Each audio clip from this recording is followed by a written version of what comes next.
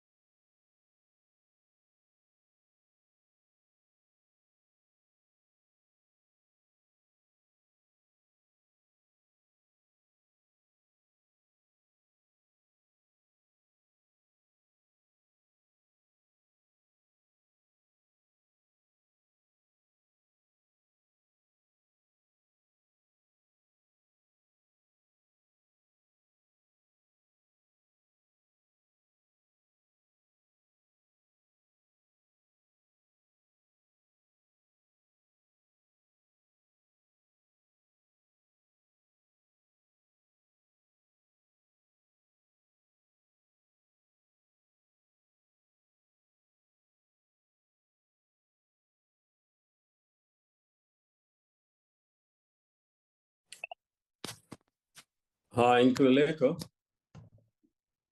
Morning, Chair. Yeah, can you put the legacy report on the screen so we can get started promptly at 10? It's just 1 minute to 10. Okay.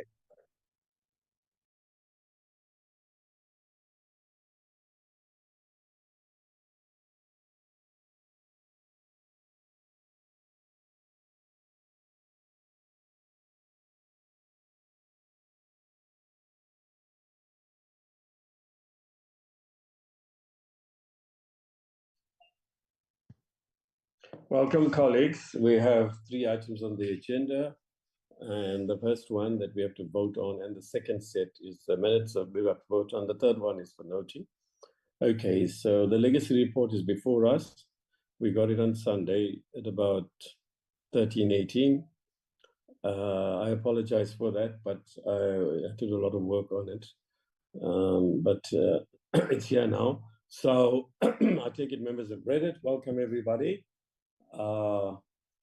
Right. I got a notice from Dennis to say that he's online, but he hasn't got much to say. I find that hard to believe. And I am a bit astonished. I don't know what's happening to him. He's getting depressed about his prospects for the election. So I'm provoking him to say something. But in terms of the rule, you know, he can't reply to those questions. We do have a quorum, I see. Well, let's go ahead. So, colleagues, the first part is the strategic objectives. It's a very rigid format. I have some difficulties with it because it allows for lots of repetition. I think this legacy report, as I've said before, can be reduced substantially. The real issue isn't the words. It's what happened and what you are suggesting as a collective we are as to what should happen. So I don't want to get involved. I'm out now. But hopefully somebody will tell the unit that deals with the drafting of this template that it's too repetitive and too long. Look at this one, how many pages. But the annexure is basically an explanation of the bills and what they are. Okay, so the first part, any comment? Or shall I go page by page? Are you okay with page by page?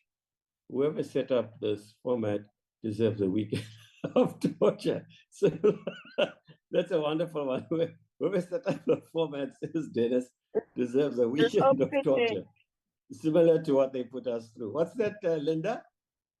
Sorry, No, Linda. I'm saying page by page is okay, Chair. Okay, sweetheart. So we're moving on to page 3. Look, I read this thing and edited it, right? I think I did 2 edits here. And in Nkululeko did 2 edits too, I think. So, you know, we've been at it. We forgot some very important thing to our internal embarrassment. And this I'm going to blame on Nkululeko. Obviously, the politician always blames the staff. We acknowledged everybody besides Frank, who's always with us, even though he's got to address other committees with their concerns, right? So I've slid that in. Okay, on page 4, colleagues, page 5. If you got anything, just intervene, please. Page 6, page 7, page 8, page 9, page 10, page 11, page 12, page 13, 14, 15, 16, 17, 18, 19, 20, 21, 22, 23, 24, 25, 26, 27, 28, 29, 30, 31, 32. Right. On our recommendations, yeah, basically we're saying 6.1. I'll go through this quickly. There's very few pay. Review the Money Bills Act. We should. It's really important, colleagues. We did, in fact, tell the committee on the NA side. Remember, they take responsibility for the bill, right? So I apologize for that. Right, sorry about that. So I really think those who are coming back, particularly Dennis and others, hopefully Linda and Comrade Amarahane, and certainly Fani will be back. That's not a party political matter. I wish you well, actually. We tried very hard. This involves the entire program of Parliament, and it involves consulting the program committee and so on.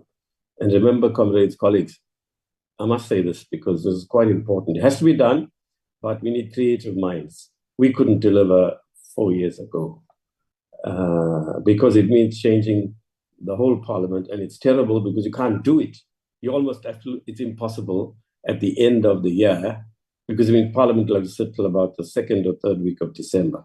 So no constituency time and Christmas looms. Right, so I don't know how you're going to do that part, but the budget part we can, I think.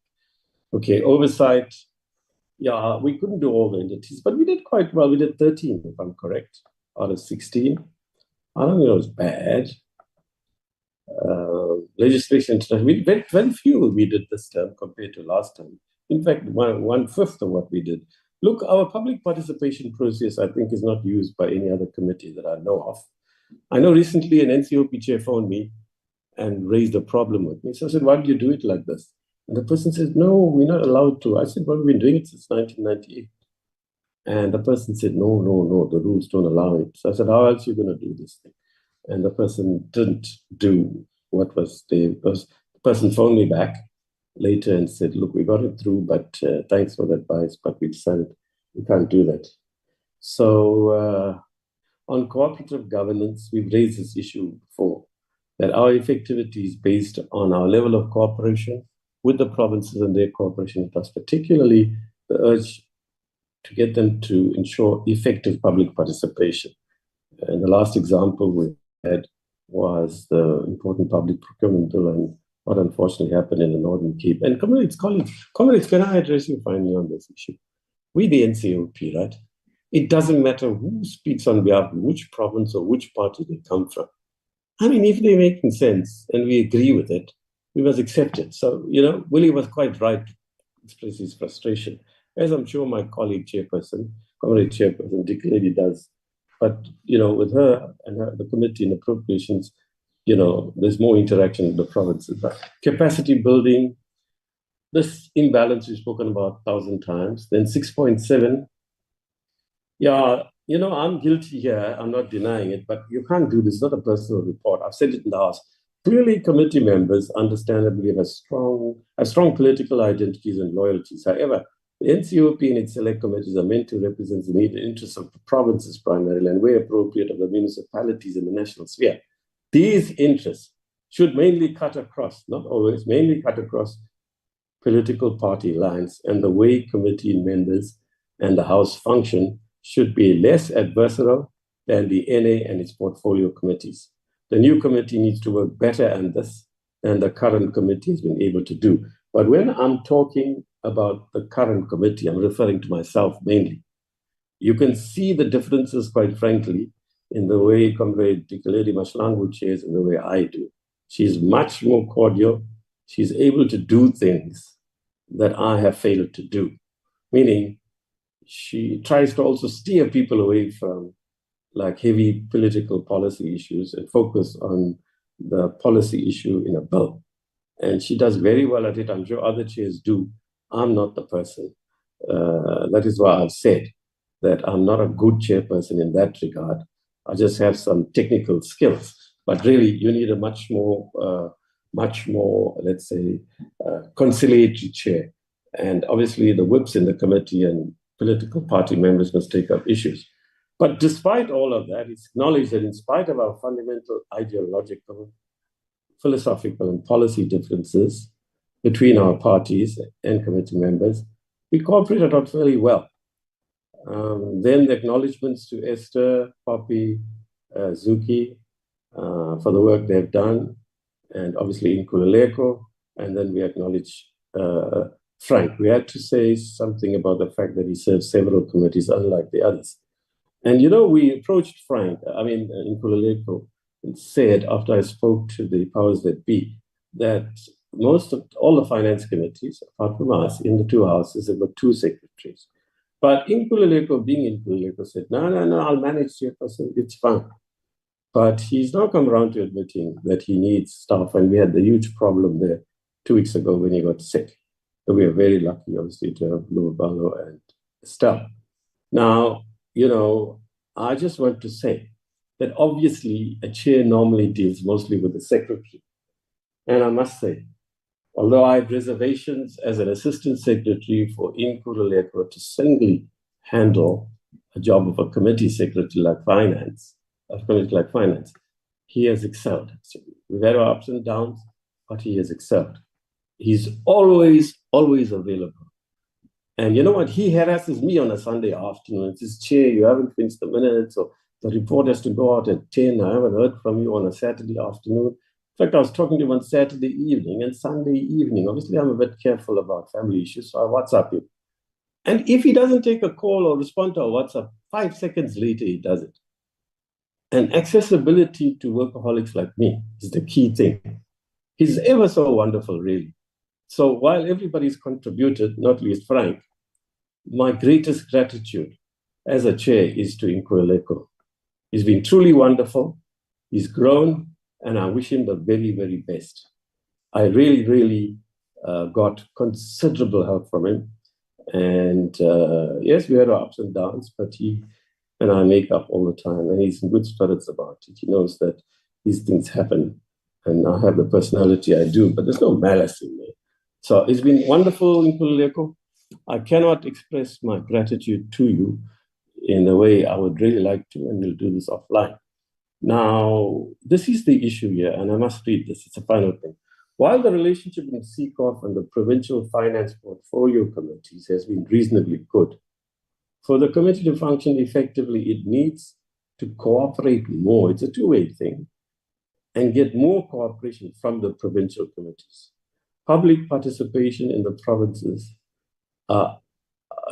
is utterly crucial. Can you change that in Nkululeko to is? Utterly crucial to connect the CECOF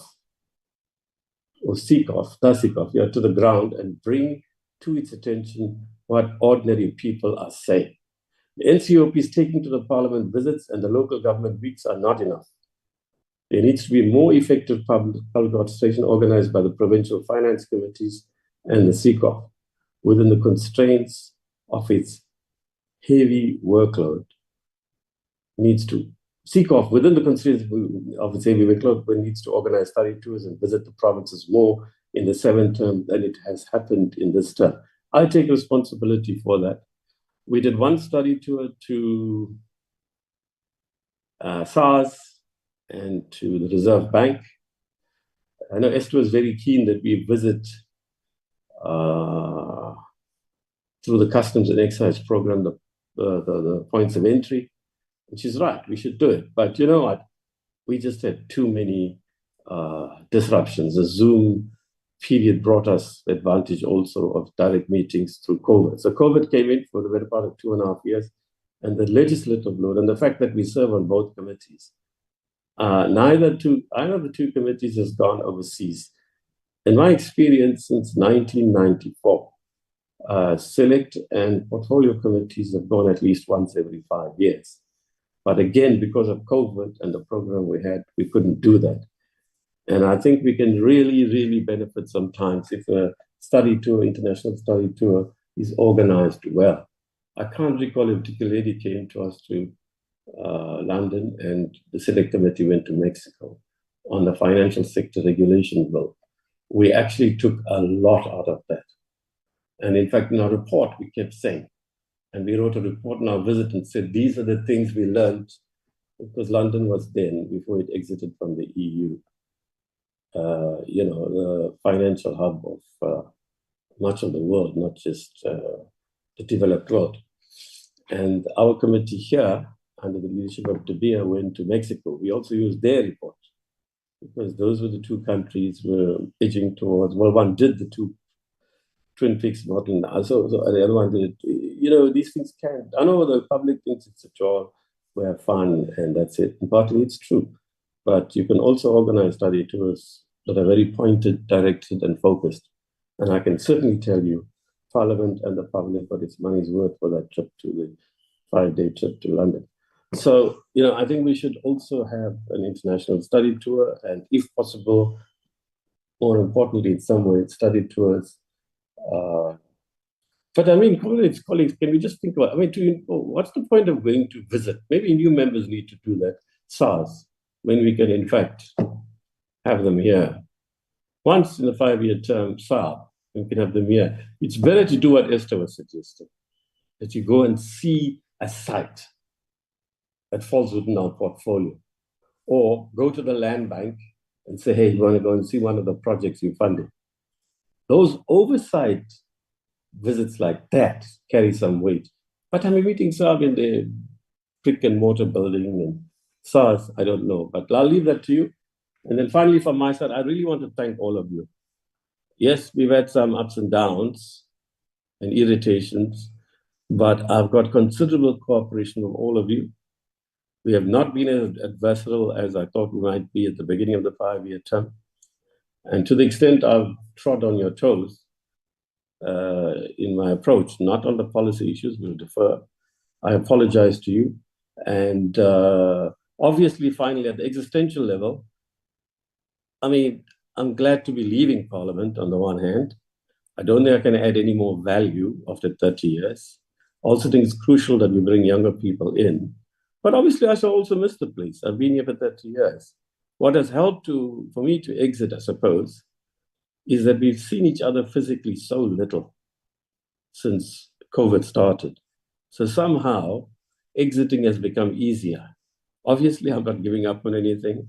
As I tease Comrade Tikiledi and others, I shall be marching outside Parliament. Well, more here in this case, in Parliament. I have already committed myself to working on a voluntary basis to several NGOs, and I have other responsibilities. So I shall certainly not have vacuum in my life. But I thank you all for making this 5 years, I think, quite a productive set of years.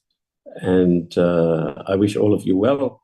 And as I've repeatedly said to the powers that be in our side, both here and outside Parliament, please, when it comes to finance, put back as many of the people who are currently here. I don't have access to the DA's leader.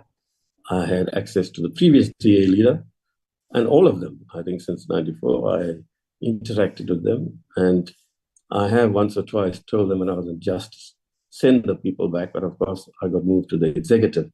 Okay, that's it. Thank you very much. Can we have a mover and a seconder? Oh dear, we'll have to meet again. I so moved it. I'm so Thank you, Linda. And I second, Honorable Chair. Thank you, comrade work. Right, let's move to the minutes. And we start with, let me see. I've got them all numbered on my, you can start putting them on the screen, my friend. Okay, let me close this. It's easier for me, an old man that I am, to look at my own computer. Open, but you're still busy there. On my Mac. Minutes. Minutes.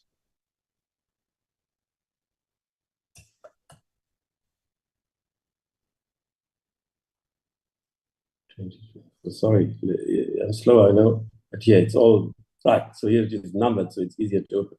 Right, the first one is attendance by committee members. It's the hearings on the Pension Fund Amendment Bill. That was a very cordial bill. I think we all voted on it. I think one party abstained. The key issues discussed, that's on page 2. You will intervene. I did edit these minutes in the last 48 hours. So I've just seen them. So for me, it's very easy because I just did it now on Saturday and Sunday. So page 3, page 4, anything? You'll just butt in, not butt in, so you'll intervene if you want to raise anything. So quickly, colleagues, who's going to move and who's going to second? I move, Chair. Thank you, comrade. Yeah, thank you. I'm seconding, Chair. Thank you, Almost thank second. you. Good. Right, so now we move to the 17th of April, colleagues. 17th of April. Okay, thanks. 17th of April.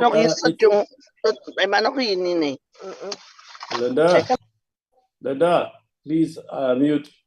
Okay, thanks, Linda. Sorry, Chairperson, sorry. No problem, it's human. Wednesday, 17th April, National Treasury. And I think I did let you know, and Nkululeko did send it to you, that the NA committee agreed with the amendments we made. So the bill that's now adopted is the bill that we proposed, the D version as it's called. And, after 40 hours, when you think about it, it would have been a bit disappointing, which they had the right to do, if they rejected everything, right? Anyway, I had put in a paragraph there, but after discussing with Advocate Jenkins about the rigidity of the rules when it comes to 76 bills that are amended by the NCOP and go back to NA, but I had it wrong. And he also explained to me that actually what is there is defined in the Constitution. I mean, really, we forget all these things. All right, that's it. Let's move on. No banter from me, no nattering from me. You won't believe it, but okay. So obviously, there's a long thing that goes into attendance. Page 2, anything? Page 3. This has come with the. Oh yeah, okay. Page 4. There's no page 4. End of meeting. Okay. Thanks. Mover and seconder, please. I move, Chair. Mama Rakhane. Good. Seconder. I second Mahlangu Dikeledi. Oh yeah, hi Dikeledi. Okay, then we go to Friday, 19th of April. Pension Fund Amendment Bill is a straightforward one. The report and the meeting ended. And so this is easy. Mover, seconder, please.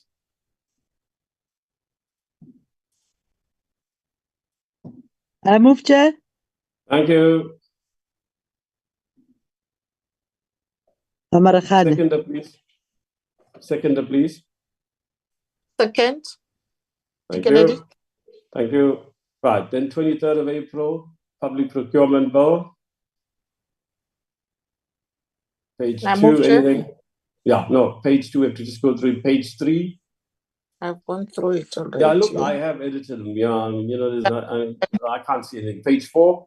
So, mover and seconder, please. Linda had moved. Seconder. I move, Chair. Thank you. Oh, you seconding. Yeah, okay, good. I love your voice, Linda. I wish you had spoken more in meetings, but now it's too late to quibble with you about it, right? No, don't laugh. You must speak more next time. Now, the next one is 23rd April. Am I right? We've just done 23rd, right? It's 30 April, Chair. Yeah, just let me open it here, please. But you can put it on there. You're faster than me. Right, so minutes 5 is the 30th.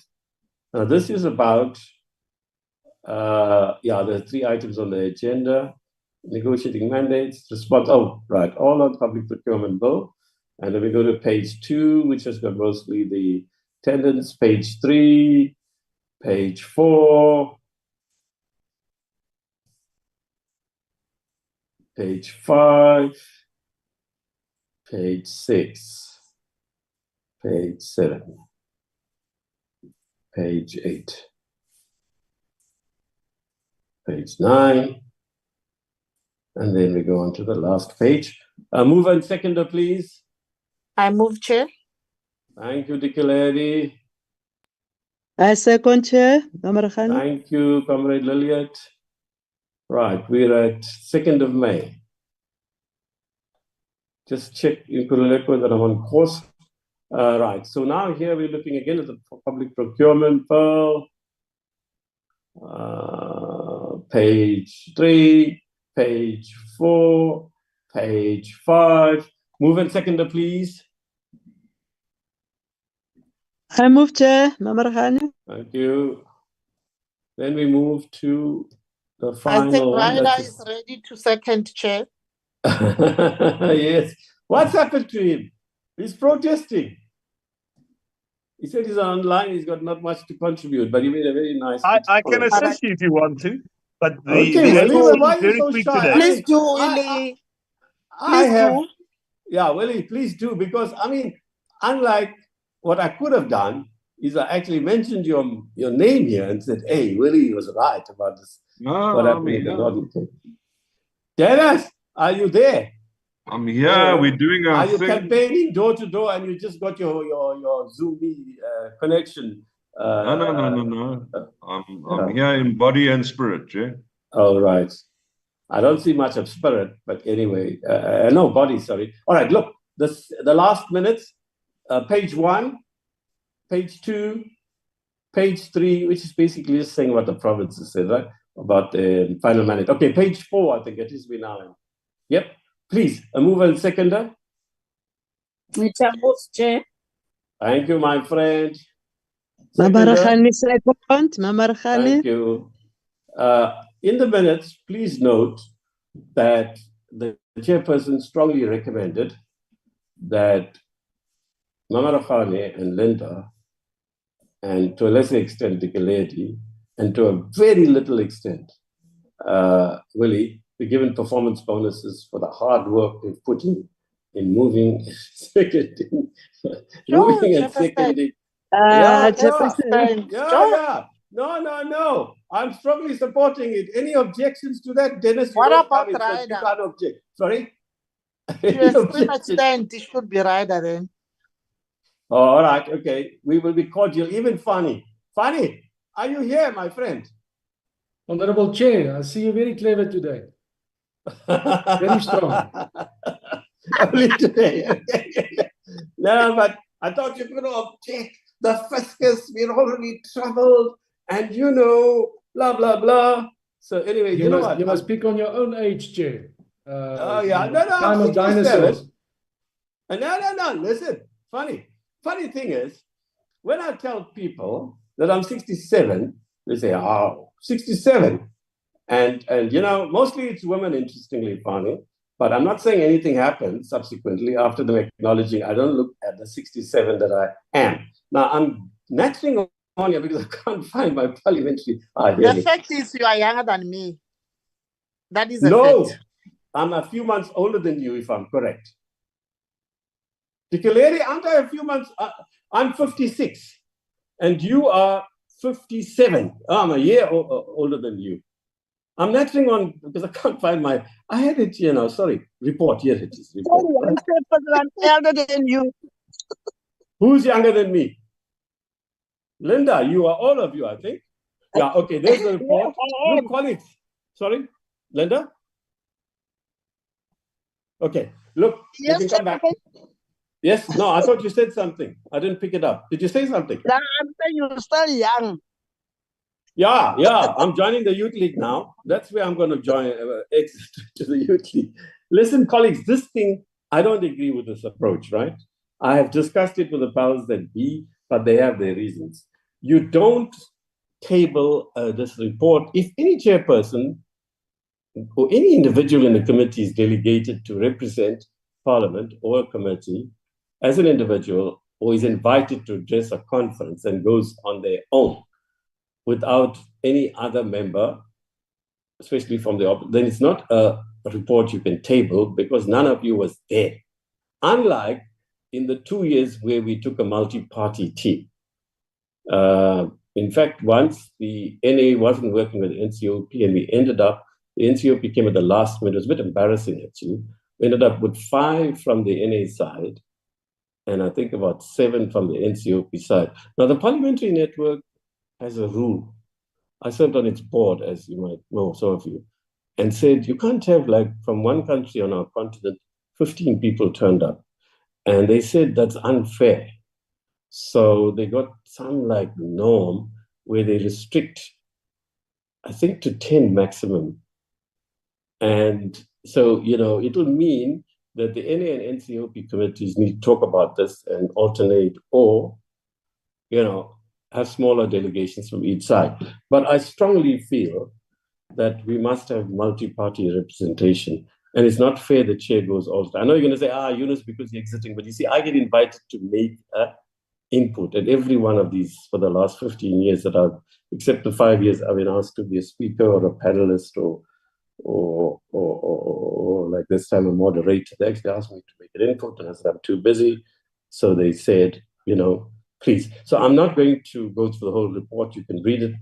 But please pick this up again, the last section. So obviously I couldn't deliver the report. As many of you know, I was down with COVID 2 weeks after I came back, or 3 weeks after I came back from Morocco. And I was out for 28 days. And then when Parliament reconvened, the committee was lumbered with several major bills and the budget processes. We just finished our last bill last week, and then I know we're doing our legacy report today. The role of the Parliamentary Network you can read, right? My role in it is irrelevant, but it explains the context in which I get invited. This time I was moderating section 3 on the digital opportunity in our economies, currencies, and taxation. And I made the things that I said and so on. Nothing particularly, you know, like, I don't think when I was putting this together yesterday that I said anything particularly earth-shattering, but the others did, eh? And colleagues, I just want to make one point. We are behind even the developing world in many respects, as excellent as Vodacom and MTN and Cell C are. In some senses, they're globally powerful, but the problem is us, the state, and the opportunities. We don't have the digital infrastructure. And yet, you know, this is the thing of the future, not just because of financial inclusion. The number of people that are able to now be included, even in banks that don't have bricks and mortar. I mean, it's amazing. With the simplest of cell phones now, you can connect. And India has been very powerful. I think I mentioned it the last time. I wouldn't repeat it. I mean, what, there are millions and millions of people, poor people, who got COVID grants through the cell phones and so on. I mean, you can do it. It's just that, you know, we are what we are, but the potential is there, and the private sector is world-class here when it comes to phones and everything else. That it's really, when you go there, you get overwhelmed. I must say, you know, as much as I have ideological and policy differences with the World Bank and IMF, I've learned a very, very lot on technical issues and so on by going there. And I mentioned the value of going there and the importance of circulating these things. So the session that I moderated, we had 4 other speakers and the things that they said. Then we go to broader issues. The problem now, as you know, is what they call fragmentation and deglobalization. How is the economy going to grow? And, you know, somebody's banning TikTok and somebody's saying no to Huawei and, you know, all of that. And with the American elections coming, and if, you know, Trump gets elected, that's going to get worse. And the war in Ukraine and challenges over Israel and Gaza, and what's happening there have further polarized us globally. It's a very, very bad time. And it's similar in some respects to the 30s, which caused the emergence of, in some, or many respects, Second World War. And as you might see, analysts are saying we're on the Cold War II now. And our own country, in its own way, by the positions we take, which I identify with, the opposition parties don't. I think all of us in the ANC do. It will have consequences, but ultimately, we have to deal with it. And then this technological decoupling between the US and China and potentially Europe is a major issue. People are having their own technology systems, and soon, if they carry on the way they are, we won't be able to connect with each other because of variance in differences. So we go to page 6. You can get some time after the elections or before you come back, or even when you just come back, you might want to browse through this and pick these issues up. Yeah, the final section, which is what I want to do at concluding remarks. Now, within Parliament's constraints, budget-wise, and the PN norms, that means parliamentary network norms, of the maximum MPs from a country who can attend, it is recommended that more MPs in the Finance Committee are given an opportunity to attend the PN, IMF, and World Bank meetings that are held twice a year. Whatever the views of political parties and MPs of the World Bank and IMF, attendance of these meetings is important as it gives MPs a chance to far better understand technical and other concepts, theories and strategies of development, what parliaments can do to exercise effective oversight of government loans from these multilateral institutions and the projects funded by these loans, and much else. I know Joe Maswangane feels very strongly, as you know, and I think in our fiscal report we said we want to have oversight over these budgets. These funds raised with IMF, World Bank, and the state-owned entities like ESCOM and so on are doing the same. As raised in the last report, we tried to set up, you see, the thing is, if you have a structure, a parliamentary structure here, right, it gives you more teeth. The two chairs, Finance and SECOF and SCOF,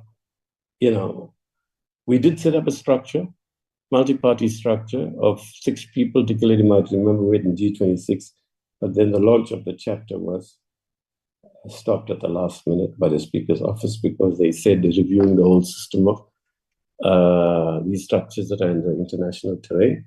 And the emphasis for us is on BRICS. And I argued with them, yes, that's where we are edging towards, and that's where we're going. But right now we are stuck with the World Bank and IMF, and we're likely to take loans, and that's exactly what's happened in the period in between. So I think, colleagues, you know what, we shouldn't wait for the NA. I think we should push for the NCOP to say, Finance, can you please do this and say, let's set up a chapter. Especially now that the government's borrowing more from, and so are the later state-owned entities from the WF and IF either. The need for a chapter was raised with the House Chair, our House Chair for committees. He agreed, but it is too late in this 5-year term of Parliament, and this should be decided on in the next term. Okay, that's it. That's for noting. Any questions, colleagues? No? Okay, we can just note it. So once again, I thank you very much for your contribution. I don't think appropriations got any more committee meetings, and since the bill we just passed is adopted by the NA, we will not have another committee meeting either. Good luck to everybody. I can't say the same for good luck for your parliamentary, your political party campaigns. But for the rest, I wish you well, and I hope as many of you as possible get back. Thank you very much.